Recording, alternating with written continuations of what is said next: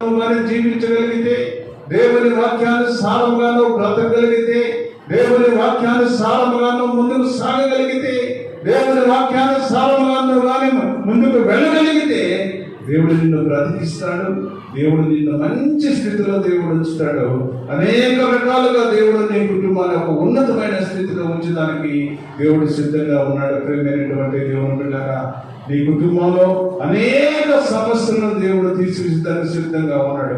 ఎప్పుడంటే దేవుని వాక్యాలను మనసులో ఉంచుకొని, దేవుని ఆజ్ఞలను మనసులో ఉంచుకొని, ఏదైతే దేవుడు చెబుతూ ఉన్నాడో, ఏదైతే దేవుని వాక్యం ప్రకటిస్తూ ఉన్నదో, ఏదైతే దేవుని వాక్యము మరి విస్తారముగా వెలువడుతూ ఉన్నదో, వాక్యానుసారముగా నువ్వు కానీ జీవించగలిగితే, వాక్యానుసారముగా నువ్వు కానీ ముందుకు సాగగలిగితే, వాక్యానుసారమైన బ్రతుకు నువ్వు బ్రతకగలిగితే దేవుడు నీ కుటుంబాన్ని ఆశీర్వదిస్తాడు.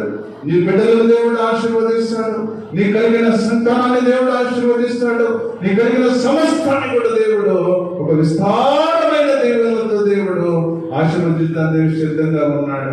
ప్రియమైనటువంటి దేవుడు బిడ్డలారా, వాక్యం విడిచిపెట్టి మనం బ్రతకడం కాదు, కానీ వాక్యాన్ని వినాలి. మనం వాక్యాన్ని విని, వాక్యం ఏది చెబుతూ ఉందో, వాక్యం ఏదైతే మనకి చెబుతూ ఉన్నదో, వాక్యానుసారంగా మనం ముందుకు సాగగలిగితే దేవుడు నిన్ను ప్రేమిస్తాడు. దేవుడు నిన్ను బలపరుస్తాడు. ప్రేమైనటువంటి దేవుని బిడ్డగా మూడో చరణం మనం కానీ చూస్తే,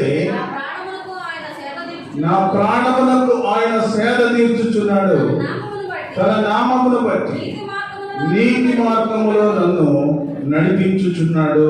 చక్కగా దేవుడు మాట్లాడుతూ ఉన్నాడు. నా ప్రాణమునకు ఆయన సేద తీర్చుచున్నాడు, తన నామమును బట్టి నీతి మార్గములో నన్ను నడిపించుచున్నాడు. చూడండి ఎంత మంచి మాటలంటే, మరి 23వ మరి కీర్తన మనం చూసినట్లయితే మన జీవితాల్లో ఇది ఒక ఉన్నతమైన గోల్డెన్ వాట్స్ అన్నమాట. ఇవన్నీ కూడా బంగారపు గని. ఈ గనిలో మనము ఎంత తోడుకున్నా కూడా మనకి వస్తానే ఉంటుంది. ప్రియమైనటువంటి దేవుడు ఏం వస్తుంది? ఆశీర్వాదం వస్తుంది. ఈ వాక్యాలు ఈ 23వ మరి దావీదు కీర్తనలో ఎంత మనం లోతుగా వెళ్ళినా కూడా అన్ని ఆశీర్వాదాలు మనం పొందుకోగలం. ప్రియమైనటువంటి దేవుని బిడ్డలారా, అందుకనే అంటూ ఉన్నాడు, నా ప్రాణమునకు ఆయన సేద తీర్చుచున్నాడు, తన నామమును బట్టి నీతి మార్గములో నన్ను నడిపించుచున్నాడు. నీతి మార్గములో నడవాలి. నీతి మార్గములో మనం జీవించాలి.